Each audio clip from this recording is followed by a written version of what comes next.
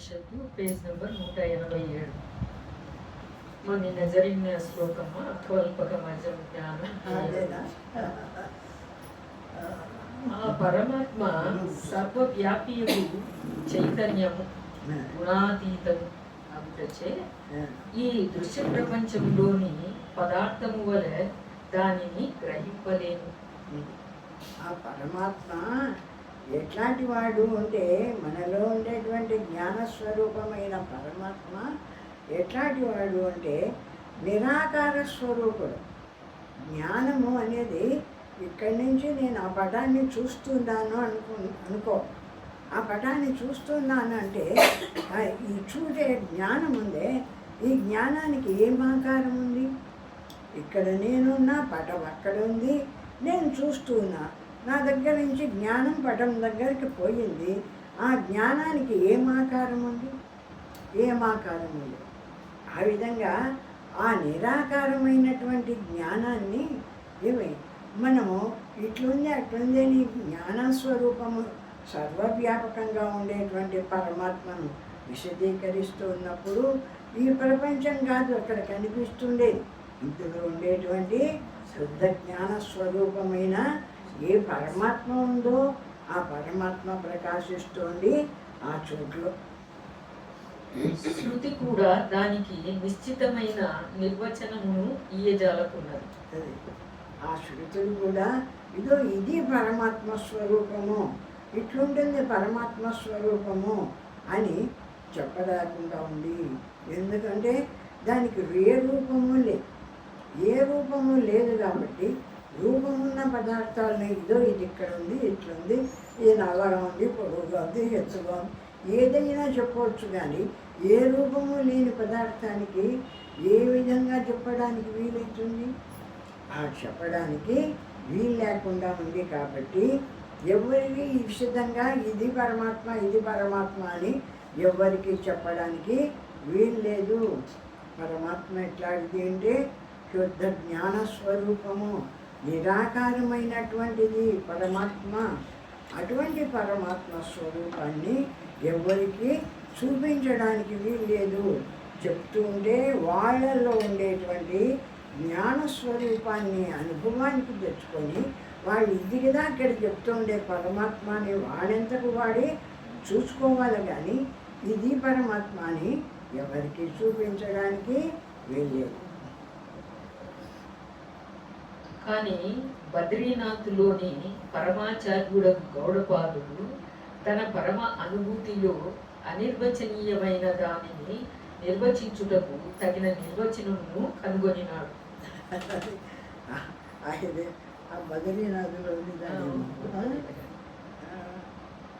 బద్రీనాథ్లో గౌడపాదులు బద్రీనాథ్లో ఉన్న గౌడపాదులు అటువంటి చెప్పడానికి వీల్లేనటువంటి ఆ పరమాత్మను కూడా ఏదొక విధంగా మనకు తెలియజేస్తున్నాడు. అంటే కొన్ని మాటల్లోకి తెచ్చి మన అనుభవంలో ఉండే విషయాల్లోకి తెచ్చి మళ్ళా ఏదో మాటలు చెప్తే మనకు అర్థం కావు. మన అనుభవంలో ఏవేవి ఉన్నాయో ఆ మాటల్లోకి తెచ్చి ఇదో ఇట్లున్నాడు పరమాత్మ, ఇట్లున్నాడు పరమాత్మ అని పరమాత్మను విశదం చేస్తూ ఉన్నాడు గౌడపాదుడు అని. వేదాంతములో జ్ఞానము అను పదము మనం ఈ విషయ ప్రపంచంలో ఉపయోగించు జ్ఞానం యొక్క అర్థములో ఉపయోగించినది కాదు. జ్ఞానస్వరూపమైన పరమాత్మను జ్ఞానస్వరూపము అని చెప్తున్నాం కదా. ఆ జ్ఞానస్వరూపము మనము విషయ ప్రపంచంలో దాన్ని చూసే జ్ఞానం, కుర్చీని చూసే జ్ఞానం, గోడను చూసే జ్ఞానం, అట్లాంటి జ్ఞానం కాదు. ఈ పరమాత్మ జ్ఞానం అనేది ఈ ప్రపంచ జ్ఞానాలతో సంబంధించిన జ్ఞానం కాదు. ఆ విధంగా తెలియబడడానికి కాబట్టి ఆ బ్రహ్మస్వరూపాన్ని నిరాకారమైన జ్ఞానస్వరూపమైన ఆ పరబ్రహ్మస్వరూపం కదా, పరమాత్మ స్వరూపం కదా. అది కేవలము నిర్గుణమైనటువంటి సర్వత్రా వ్యాపించి సర్వశక్తివంతమైనటువంటి ఆ జ్ఞాన స్వరూపాన్ని ఏదో ఆయన ఇంకొక విధంగా చెప్పడానికి పూనుకుంటున్నాడు. ఎవడు? గౌడపాదుడు అని.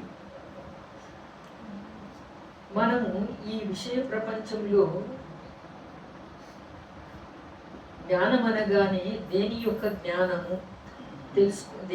జ్ఞానము తెలుసుకొనినాము అనగానే దేనిని అని సంబంధబద్ధముగా జ్ఞానమును ఉపయోగించుచున్నాము. అది జ్ఞానము అంటున్నాం కానీ ఏమంటున్నాం? ఏదో ఒక విషయం ఉండడము, దాన్ని తెలుసుకునే జ్ఞానము. అట్లా జ్ఞానానికి నిరాకారంగా ఏది తెలుసుకున్నటువంటి శుద్ధ జ్ఞానాన్ని ఏం చెప్పుకోవడంలే. మనం చెప్పుకునే జ్ఞానం అంతా కూడా ఏదో ఒక విషయ రూపమైన జ్ఞానంగా ఉంది. వాడి విషయము, వీడి విషయము, ఒక వస్తువు విషయము, ఏదో ఒక విషయం ఉంటుంది, దాన్ని తెలుసుకుంటున్న జ్ఞానం ఉంటుంది, దాని గురించి మాట్లాడుకుంటుంటాం. అట్లా ఉంటుంది మన జ్ఞానం. ఇక్కడ చెప్పేటువంటి ఆ జ్ఞానస్వరూపమైన పరమాత్మ జ్ఞానము అట్లాంటిది కాదు. ఏ విషయము లేనటువంటి, ఏ వస్తువు రూపము లేనటువంటి ఏ జ్ఞానము మనలో ఉందో జ్ఞానస్వరూపమై ఆ జ్ఞానాన్ని గురించే చెప్తున్నాం. ఇదో ఈ జ్ఞానము అని చెప్పినప్పుడు దాన్ని మనం అందుకునే సత్తా ఉండవాలా. ఎందుకంటే అందుకోలేకపోతే కనుక ఈ ప్రపంచ జ్ఞానాల వల్ల అది అర్థమయ్యేది కాదు. కాబట్టి అది అర్థం కాని స్థితిలోకి పోతుంది. ప్రతి దాన్ని చూస్తున్నాము, తెలుసుకుంటున్నాము. మన జ్ఞానం చేతనే సర్వాన్ని తెలుసుకుంటున్నాము. ఆ జ్ఞానాన్ని తెలుసుకోవడం, సర్వాన్ని ఏ జ్ఞానం తెలుసుకుంటుందో ఆ జ్ఞానాన్ని తెలుసుకోవడం, ఆ జ్ఞాన రూపంగా నిల్చడం. మనము ఒక వస్తువుని చూస్తే ఆ వస్తు రూపంగా నిలుస్తుంది కదా మన మనసు. ఆ వస్తు రూపంగా నిలిస్తే ఆ వస్తువును చూసి దాంట్లో ఉండేటువంటి ఎర్రగా ఉందో, నల్లగా ఉందో, తెల్లగా ఉందో దాని రూపం అంతా తెలియబడుతూ ఉంటుంది. ఇక్కడ తెలుసుకుంటున్న జ్ఞానం ఉందే మనలో ఉండేటువంటి పరమాత్మ స్వరూపమైన సర్వాన్ని గ్రహించే జ్ఞానం ఉందే. ఆ జ్ఞానానికి ఏ రూపము లేదు, ఏ వస్తువు కాదు. ఇట్లుంటుంది ఇట్లుంటుంది అని తెలిపినప్పుడు తెలుసుకోవడానికి మన వస్తువులను కదా టక్కనే ఆకారం పొంది మనస్సు తెలుసుకోవడానికి నిరాకారమైనటువంటి జ్ఞానస్వరూపం. కాబట్టి ఆ మనస్సు నిరాకారత నొందితేనే తెలుసుకోగలుగుతుంది. కానీ నిరాకారం పొందలేని మనస్సు తెలుసుకోలేక దాటిపోతుంటుంది. కాబట్టి జ్ఞానస్వరూపము అంటే జ్ఞానమే తెలుసుకుంటుంది. ఇక్కడ ఈ జ్ఞానాన్ని తెలుసుకునే జ్ఞానము ఇంకొక జ్ఞానం లేదు. సర్వాన్ని తెలుసుకునేటువంటి ఏ జ్ఞానస్వరూపమైన పరమాత్మ ఉందో ఆ జ్ఞానస్వరూపమైన పరమాత్మ ఆ జ్ఞానాన్ని, తన జ్ఞానాన్ని తానే తెలుసుకుంటూ ఉంది. అజేనాజం ప్రబుజ్యతే. దీనికి ముందున్న శ్లోకం అదే ఇప్పుడు చెప్పిన నిన్న జరిగిన శ్లోకం. అకల్పకమజం జ్ఞానం జ్ఞేయాభిన్నం ప్రత్యక్షసే బ్రహ్మ జ్ఞానం అజం నిత్యం అజేనాజం ప్రబుజ్యతే. ఆ జ్ఞానస్వరూపం యొక్క లక్షణాన్ని చెప్పినాడు. అకల్పకమజం జ్ఞానం అంటే నువ్వు ఏ కల్పన చేయలే, దేన్ని గురించి అనుకోలే. దేన్ని గురించి అనుకోకపోతే, ఏ కల్పన చేయకపోతే ఏ రూపము మనస్సులో ఏర్పడదు. అటువంటప్పుడు అకల్పకమజం జ్ఞానం జ్ఞేయాభిన్నం ప్రత్యక్షసే అంటే ఇంకొకటి ఉంటే కదా అది తెలుసుకోవడానికి. జ్ఞేయమైనటువంటి ఆ మనస్సు ఏదైనా రూపం చెందితే కదా నువ్వు తెలుసుకునేది. జ్ఞేయం నిరాకారం, ఏ రూపము చెందల. అటువంటి జ్ఞానాన్ని బ్రహ్మ జ్ఞానమజం నిత్యం. బ్రహ్మస్వరూపము ఏమిటిది అంటే సర్వాన్ని తెలుసుకునేటువంటి జ్ఞానము బ్రహ్మస్వరూపం అనేది. ఈ ప్రపంచంలో మనం దీన్ని చూస్తుంటాం, దాన్ని చూస్తుంటాం. దేన్ని చూసినా మన జ్ఞానము ఈ ప్రపంచాన్నంతా తెలుసుకుంటుంది. ఈ విధంగా ప్రపంచాన్నంతా తెలుసుకుంటూ ఉండే ఈ జ్ఞానము, ఆ జ్ఞానాన్ని తెలుసుకోవడానికి ఇంకొక జ్ఞానం ఉందా అంటే ఇంకొక జ్ఞానం లేకపోయినా ఇప్పుడు జ్ఞానాన్ని ఇప్పుడు మన జ్ఞానము ఆ విషయము ఈ విషయము ఈ విషయము అనుకుంటుంటే ఆ రూపం మనస్సు ఏర్పడుతుంటే ఆ జ్ఞానాన్ని చూస్తుంది. ఏది అనుకోలే, అహం బ్రహ్మాత్మ ఎందుకుంటుందో, శివోహం అనుకుంటుందో, పరమాత్మ స్వరూపమైన ఏ జ్ఞానం తానుందో జ్ఞానాన్ని ఈ బ్రహ్మం నేను, ఈ పరమాత్మ నేను అనుకుంటుంది. అనుకుంటున్నప్పుడు ఆ బ్రహ్మముకి ఏ రూపము లేదు కాబట్టి ఈ జ్ఞానము ఇంకా ఉన్నది తనే. అంటే ఏదైనా అనుకుంటే మనస్సు ఆ రూపంతో ఏర్పడి ముందు ఆ ప్రపంచాన్ని తెచ్చిపెడుతూ ఉంటుంది. కానీ మన దగ్గర ఏది అనకపోయే వాళ్ళకే ఈ మనస్సు ఏ ప్రపంచాన్ని తీసుకురాలేదు. ఇప్పుడు నేనైనటువంటి జ్ఞానస్వరూపాన్ని ఉన్నాను కదా, చూసేటువంటి జ్ఞానస్వరూపమైన నేను ఆ నన్ను తనను తనే చూసుకుంటుంది. ఆ బ్రహ్మము జ్ఞానస్వరూపము నిత్యమైనటువంటిది, అజమైనటువంటిది, ఎప్పటికీ ఉండేటువంటిది. అటువంటి బ్రహ్మస్వరూపము బ్రహ్మస్వరూపాన్నే తెలుసుకుంటుంది. అజే నాజం ప్రబుధ్యతే. ఆ విధంగా అజమైనటువంటి ఆ బ్రహ్మస్వరూపాన్ని, అజం అంటే పుట్టనటువంటి ఆ బ్రహ్మస్వరూపాన్ని, అజమైనటువంటి బ్రహ్మము పుట్టనటువంటి బ్రహ్మమే అజం తెలుసుకుంటుంది. ఇంకంతకంటే అక్కడ ఏమీ లేదు, కేవలము బ్రహ్మమై నిలుస్తుంది ఆ పరమాత్మ స్థితిలో. ఆ విధంగా నిన్న వచ్చిన శ్లోకం ఇది. కావున ఈ జ్ఞానము తద్విషయమైన వస్తువు యొక్క రూప గుణాదుల చేత సమర్థత కలుగుది అగుచున్నది. కావున ఈ జ్ఞానం తద్విషయమైన వస్తువు యొక్క రూప గుణాదుల చేత సమర్థత కలగచున్నది. ఆ బ్రహ్మస్వరూపము యొక్క తన జ్ఞానాన్ని తాను తెలుసుకుంటూ ఆ తన జ్ఞానం ఎట్లా ఉండేది, దాని సామర్థ్యం ఎట్లాంటిది, దాని స్వరూపం ఎట్లాంటిది అని ఈ జ్ఞానమే తెలుసుకుంటుంది. ఆ బ్రహ్మత్వంలో ఆ పరమాత్మే తనను తాను తెలుసుకుంటూ ఉన్నాడు. అక్కడ ఇతరాన్ని ఏటిని తెలుసుకోలేదు. తన జ్ఞాన స్వరూపమైన ఏ పరమాత్మ ప్రకాశిస్తుందో ఆ పరమాత్మ అయిన తనను తానే తెలుసుకుంటుంది. ఆ స్థితిలో, ఆ పరమాత్మ స్థితిలో అని. ఈ జ్ఞానము తద్విషయమైన వస్తువు యొక్క రూప గుణాదుల చేత సమర్థత అగుచున్నది. ఇట్టి గుణీకృత జ్ఞానము వస్తువును బట్టి మారుచూనే ఉంటుంది. ఆ విషయాలను తెలుసుకుంటూ ఉన్నప్పుడు ద్విగుణీకృతమై, అంటే తాను చూసేది, వస్తువు చూడబడేది అవి రెండై ఆ ప్రపంచాన్ని వాడు ఇట్లా వీడిట్లా ఏది ఇట్లా అది ఇట్లా అంటుంటే ఈ ప్రపంచాన్ని అంతా చూస్తూ ఉంది. ఈ జ్ఞానము మనలో ఉండేటువంటి జ్ఞానస్వరూపము. మన పిల్లలు ఎట్లా, మన వాళ్ళు ఎట్లా, ఇది ఎట్లా అది ఎట్లా అంటుంటే అన్నీ తెలుస్తుండే మనకు. అవి ఎట్లా తెలిసినాయి, దేని చేత తెలిసినాయి? ఊరికే చెప్తూ ఉన్నారనుకో, ఒక ఊరుని గురించో, ఒక ఊరిలో ఉన్న పిల్లలను గురించో, ఊరిని మనం చూడలే.